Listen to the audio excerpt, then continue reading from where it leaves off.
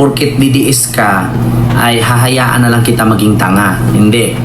Ganito po kasi ang purpose ng vlog na ito. Mga kababayan, sa mga hindi po nakakaalam, lalong-lalo sa mga DDS na bobo na hindi naniniwala, kamakailan nag-vlog tayo na ang Pilipinas ay bininta na ni Digong sa China. Unang-una dyan ay ang kuryente. Ngayon, speaking of kuryente, ang mga DDS na tanga, ang sabihin agad, Meralco? Chinese na ang may-ari? Hindi po Meralco. Sa Pilipinas po kasi, ang Meralco parang load lang yan. Ang load ng Pilipinas, merong Globe, merong Smart, merong TM, may Talk and Text, may Sun, at dito SIM. So marami, di ba? Ganon din po ang kuryente. Di ba minsan may kuryente load, merong Meralco, merong Muelse, merong basta iba-ibang pangalan siya. Pagdating mo naman ng Mindanao, iba ang pangalan. Pagdating ng Cebu, iba ang pangalan. So ganyan ang kuryente. Pero merong isang napakalaking pagmamay-ari ang China sa Pilipinas, yung nagdi-distribute ng kuryente. Yun ang tinatawag na NGCP. NGCP or National Grid Corporation Power or National Power Grid Corporation. Basta parang ganun, NGCP. Mga kababayan. So ngayon, kamakailan lang nag-vlog tayo na hawak na po ito ng China. Almost 50% po, no, ng may-ari ng NGCP ay Chinese. At hindi porket Chinese ay Pilipinas pa rin ang may hawak, hindi po.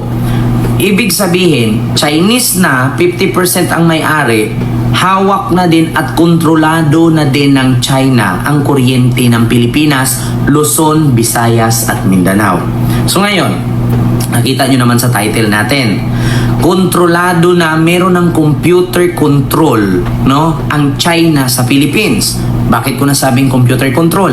Una, Luzon, Visayas at Mindanao, pwede nilang i-shutdown anumang oras ang kuryente. Pwedeng ma-blackout buong Pilipinas kasi kontrolado na ng China.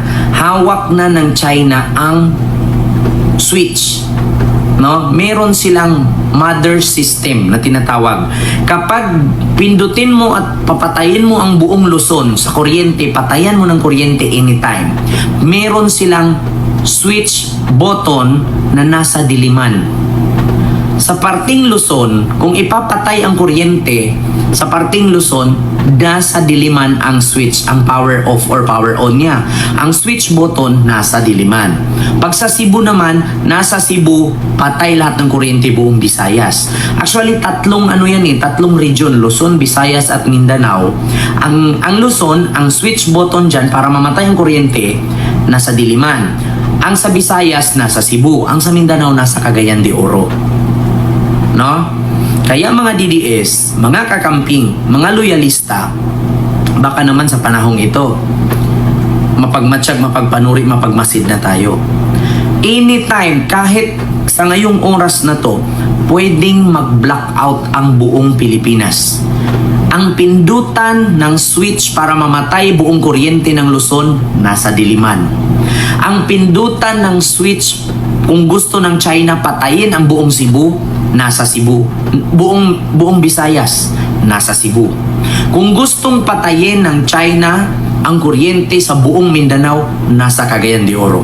So ngayon mga kababayan, bakit ko ba nasabi? Yung mga yan, meron po tayong pruweba at meron po tayong patunay.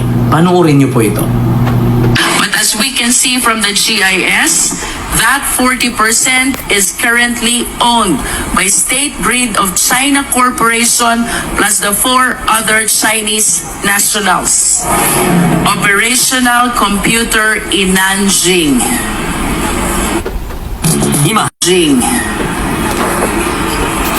Nanjing, China.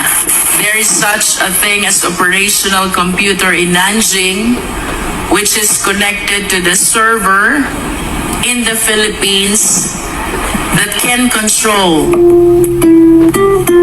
Please raise your right hand. Do you swear to tell the truth, the whole truth, and nothing but the truth before this congressional inquiry, so help you God? I swear. Thank you.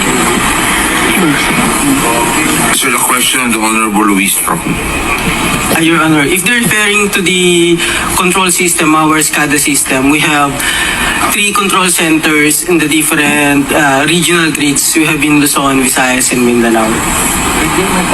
How many switchboard or control system do you have? 1 for each region, ma'am. One for Actually, each region. We have 3 control What centers. controls the switch or the control system per region? Meron ka pa bang main control that controls all the switch and the control system of all these regions? I believe yes. Yes, ma'am. We have the control center for each region, and then we have substations for the equipment level control. For the system level control, we use the control centers using our SCADA system. Where is the system control? From the control center, ma'am. Where is the control center? For Luzon, we have here in Diliman. For Visayas, in Banilad. And in Mindanao, in Cagayan de Oro. These control systems which you mentioned, they have the capacity to cause the blackout of electricity. Am I correct? Not to cause a blackout, but to control our transmission assets. and If I want to substations. turn off the electricity, I just need to switch off the control system. Am I correct? 1 by 1 per equipment. You One can do by that. one. Yes, ma'am. We can control it remotely. So, kanina you mentioned about the main control. How many main controls do you have? We have a control center monitoring and controlling different equipment of the grid. How many main controls do you have? So we have a system, pag-control po ma'am, not necessarily, as I get you from your question, isang button, wala po siyang ganon. So kasi different parts po ng grid, different assets, different control. So if you want to operate a certain circuit breaker, kailangan mong operate that specific breaker. But The that means specific if feeder, yeah. I turn off one of those, did you say assets Yeah. of that control system, then the electricity will not work anymore. If I turn off one of the several assets of the main control system, electricity will not work anymore. If you intentionally isolate a specific area, that specific area will not have electricity, will not have supply of power. For that specific area, associated to that equipment. Rinig nyo mga kababayan, meron silang control power. So kung gustuhin daw na ang buong Luzon patayan ng kuryente, isang pindot lang nila ang buong Luzon patay. Ngayon kung gusto niyo buong Visayas, pipindutin lang din isang pindot, lahat daw yun patay. Ang Mindanao ganun din, isang pindot lang patay. Pero hindi siya kontrolado buong Pilipinas. Luzon, Visayas at Mindanao may kanya-kanyang control. Kasi kumbaga parang Jollibee yan. Hindi lahat ng Jollibee isa lang nagko-control, yung iba kasi franchise. Di ba? So, sa madaling salita, kontrolado na ng China. So, kung gustuhin man ng China na patayan ng kuryente ang buong Luzon, pipindutin lang yung nasa Diliman, wala ng kuryente buong Luzon. Kung gusto naman ng China patayan ng kuryente buong Visayas, pipindutin lang yung sa Cebu. Wala ng kuryente ang Cebu. Kung gusto naman ng China, wala ng kuryente ang buong Mindanao, pindutin lang nila yung nasa Cagayan de Oro. So, klarong-klaro po mga kababayan, sino po ba ang dapat sisihin nito? Si Pangulong Bongbong Marcos ba or ang dating administrasyon? Wala po tayong ibang sisihin dito kundi ang dating administrasyon ni Digong. Bakit? Si Digong lang po ang bukod tanging nag-legalize sa mga illegal na gawain. Isa na dyan ang POGO, pagpapasok ng mga Chinese undocumented at pagpapasok ng mga Chinese na mga peke.